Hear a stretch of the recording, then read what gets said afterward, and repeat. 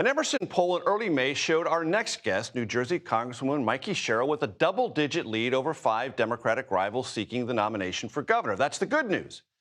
And yet, critics, and some of them are Democrats, contend Sherrill is running a safe, establishment race based on biography with an agenda not indistinguishable from Governor Phil Murphy. We begin our conversation with Congressman Sherrill right there. Congresswoman, it's great to have you with us.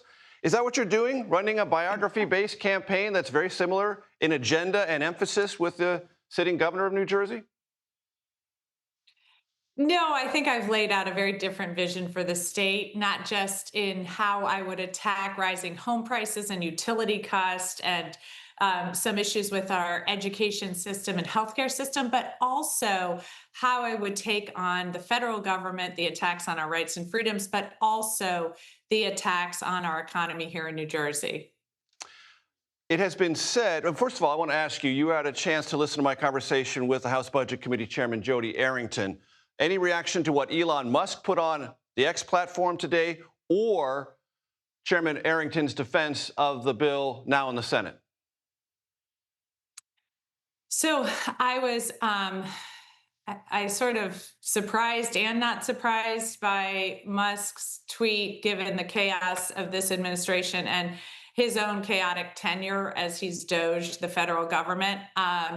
And so here he comes in, he really destroys so many of the things that help here in New Jersey, whether it's Medicare, Medicaid, air traffic control, NIH, FDA, all the ways in which we bring drugs to market and take care of people.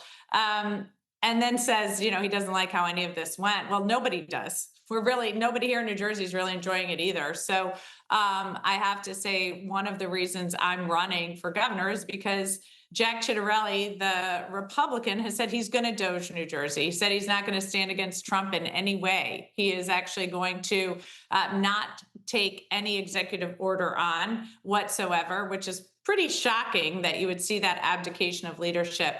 But also, when I was listening to Jody Arrington, he looked like he was in a tight place there, because I think he understands that these tariffs have not led to what Trump has suggested they would. In fact, he suggested they'd be helpful to farmers. Well, farmers right now have been some of the leaders in the outcry against this administration, how badly it's harming them. I want to ask you about Elon Musk.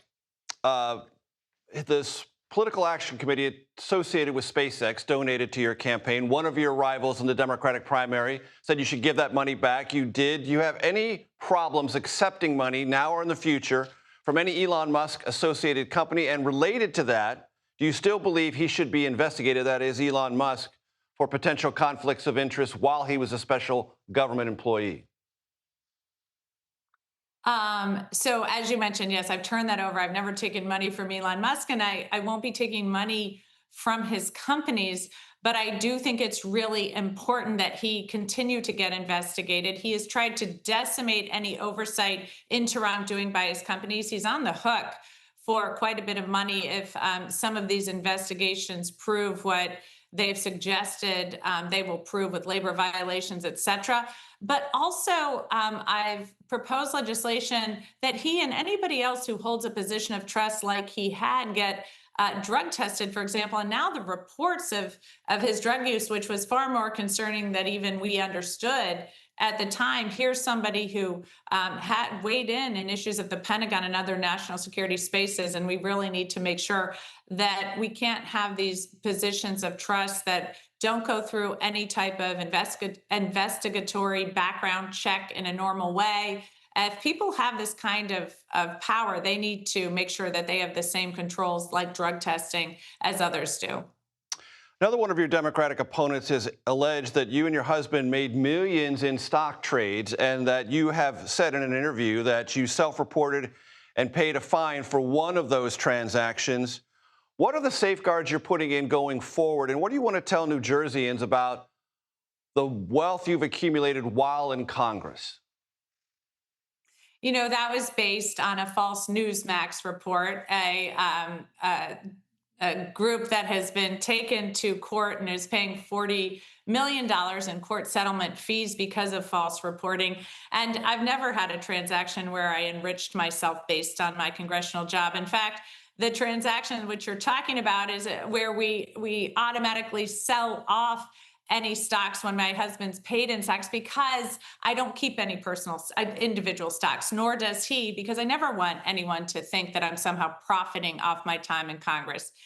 There have been reports here about how I've always gone above and beyond the ethical requirements. I continue to do so. And I've really promoted this idea that other members of Congress should also follow that lead and make sure that they are not holding individual stocks as well. If you win the primary, you are likely to face Jack Ciattarelli, the Republican. President Trump called into a tele-rally last night. I want to play some sound from that. New Jersey's ready to pop out of that blue horror show and really get in there and vote for somebody that's going to make things happen. You'll decide whether New Jersey is a high-tax, high-crime sanctuary state, if you can believe it. A sanctuary state. Nobody wants sanctuary states, including Democrats, actually. Your reaction? Is that what New Jersey is? No.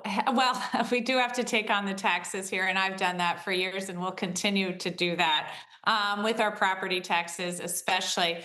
But I would suggest that part of what we're facing here and the problems with rising prices are stemming in large part from the Trump administration and the chaos that he has generated. So, for example, I've spoken to people in the tourism industry who are really worried because we have a large part of our economy is based on tourism down the shore, and Canadians have said they're not going to come to Wildwood this summer because of Trump's rhetoric. We see small business owners who are saying they're seeing prices in the supply chain go up over 140%, and they are about to get shut down. Again, we're hearing builders saying they can't build because HVAC prices may go up 30 to 40%, so they put everything on hold. Again and again and again, we're seeing rising costs because of what Trump is doing. And if you recall, his number one promise to America was that he was going to drive costs down.